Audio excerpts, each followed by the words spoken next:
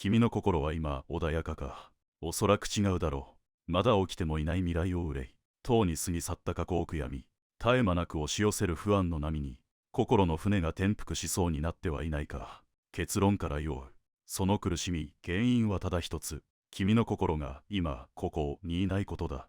この動画は君を今、ここへと連れ戻すための実践的な地図となる。見終える頃には荒れ狂う嵐の海から、鏡のように静かな湖畔へと、君自身の手で船を漕ぎ出す知恵を授けよう。まず、君を苦しめる不安の正体を知らねばならない。なぜ、我々の心は過去や未来に飛び、今にとどまれないのか。それは、この世の真理、諸行無常を受け入れられないからだ。諸行無常とは、万物は常に移り変わり、一瞬たりとも同じ状態にはないという絶対の法則だ。君のその体も思考も感情も財産も人間関係も、すべては例外なく変化し、やがて消え去る。だが我々は変わらないでほしい、失いたくないと願ってしまう。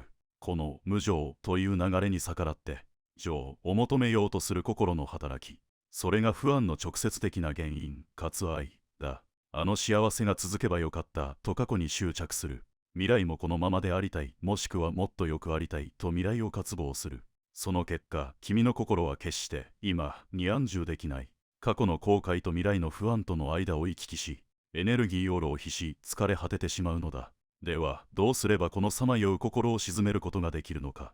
私が示した8つの正しい道、8衝動、その7番目にある少年こそが唯一の鍵だ。少年とは何か。それは正しく念じる、あるいは正しい気づきと訳される。評価や判断を一切加えず、ただ今この瞬間の自分の状態に意識の光を静かに当てることだ。現代でいうマインドフルネスの源流がここにある。未来の不安が頭をよぎった時、あ、自分は今未来を不安に思っているなと気づく。過去の失敗を思い出した時、今過去を後悔しているなとただ知る。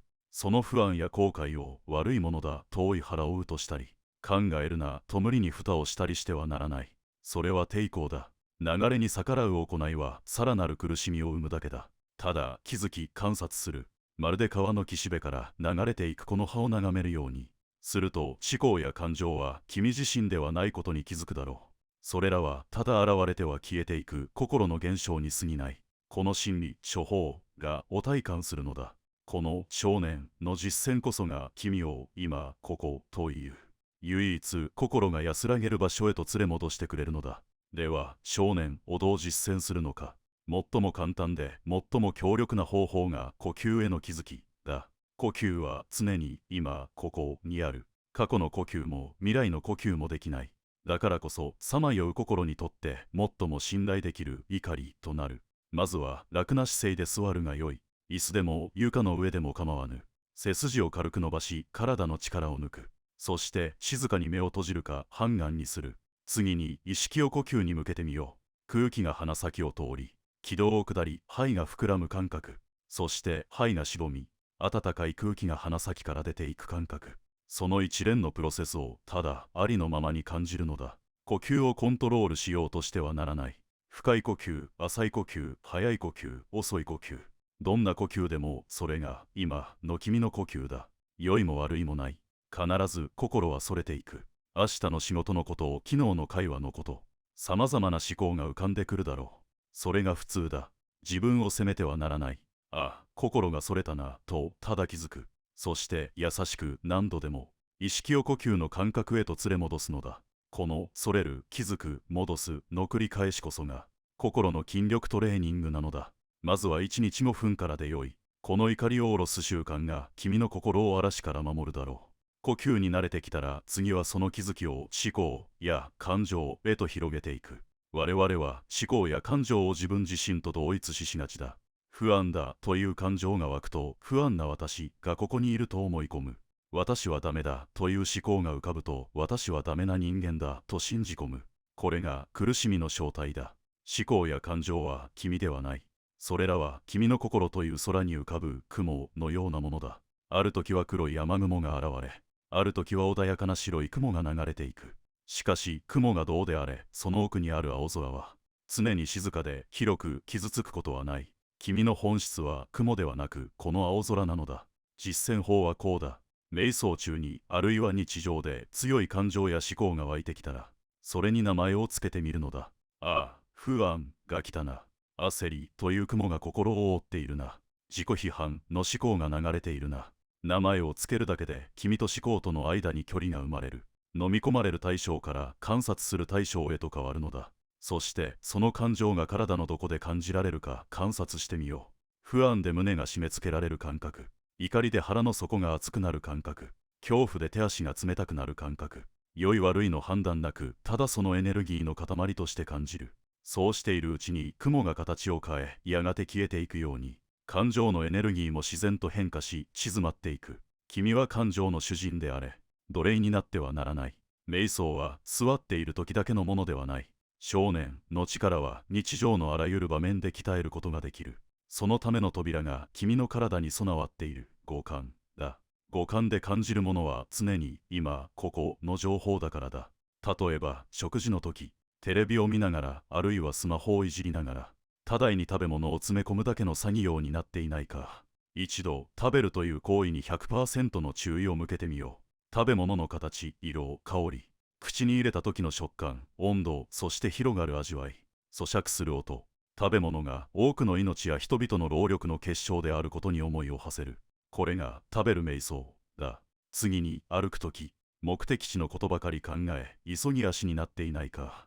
少しペースを落とし、歩くという感覚そのものに注意を向ける。足の裏が地面に触れる感覚、かかとからつま先へと体重が移動する感覚、地面を蹴る筋肉の動き、頬を撫でる風、鳥の声、木々の緑、周りの世界に意識を開くのだ。これが歩く瞑想だ。皿を洗うとき、歯を磨くとき、茶を飲むとき、日常のあらゆる行為が君を今、ここにつなぎ止めるための主義用となる。特別な時間はいらない。ただ、今やっていることに心を込めるだけでいい。少年の道を歩もうとするとき、必ず心の障害が現れる。これを誤解という。心がこれらに覆われると知恵の光が遮られてしまう。一つ目は貪欲、快楽や心地よさを求める心だ。瞑想中に気持ちいいなと感じ、その感覚に執着してしまう。対処法はその心地よさもまた無常であると知ることだ。二つ目は真意、怒りや嫌悪の心だ。瞑想中に不快な記憶がよみがえったり、物音が気になってイライラする。対処法は慈悲の心を育むことだ。三つ目は懇親、睡眠、心の沈み込みや眠気だ。瞑想が退屈になり、うとうとしてしまう。対処法は姿勢を正し、少し体を動かしたり、意識的に関心を向けることだ。四つ目は上皇、長、心の上つきと後悔だ。心がそわそわして落ち着かず、過去の言動を悔やんでしまう。対処法はただ呼吸の怒りに戻ることだ。五つ目は疑いの心だ。こんなことをして意味があるのか、自分にできるはずがないと教えや自分自身を疑う。対処法はただ実践を続けることだ。疑いは実践による小さな成功体験によって飲み晴れていく。これらの蓋が現れたらチャンスだと思え。今、自分の心は真意に覆われているなと気づくこと。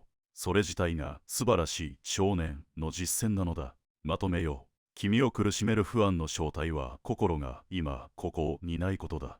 諸行無常の断りに逆らい、過去と未来をさまようから苦しみが生まれる。心を今ここに連れ戻す唯一の道が少年、すなわちマインドフルネスだ。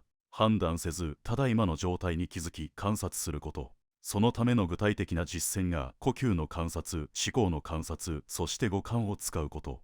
日常のすべてが君の心を鍛える主義用の場となる。最後に私の最後の言葉を送ろう。自らをとも知りとし、法をとも知りとせよ。他者や外部の状況に安らぎを求めるな。君の内なる気づきの光こそが君を照らすとも知りだ。そして今日学んだこの知恵が君の進むべき道を照らすだろう。まずは次の呼吸に気づくことから始めてみよう。健闘を祈る。